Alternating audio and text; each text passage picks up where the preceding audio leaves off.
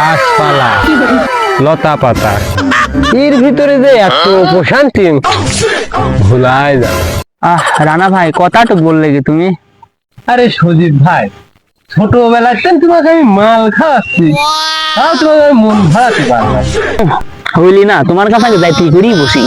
আসো আসো, তুমি তো আসবা গন্ধই গন্ধই নেশাই নেশাই চলে আসবা। রানা ভাই, তোমার হাতে যে কি মধু!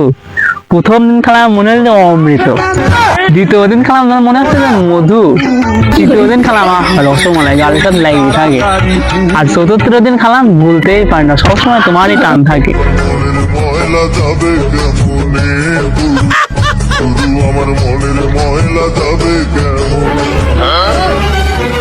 ও সজীব ভাই, তোমাকে নিয়ে আর পারা গেল না, যতই কয় আমার নাম সজীব, শিখাও সজীব।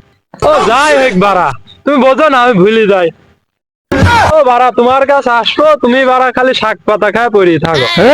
সে শাক পাতা খাইছি কবে, সেই পুরোনো কথা, সেই শাক পাতা খায় তোমার বড় অন্যদের টান মারছিলাম, সেটা তুমি মনে রাখিস। আমি মিয়া পিছের কথা ভুলে গেছি, তুমি কি পিছের কথা কেন আমার সব জ্ঞান দাও? আরে না, বাড়া, আমি হয়তো দুদিন পরে মরবো, আমার বাসা। আগে মরলে কি ক্ষতি? রানা ভাই, রাফি আসছে, রাফির জন্য এক মুঠ বেশি করে মাল বানায়। হ্যাঁ, করা করি মানুষ, করা করি মানুষ।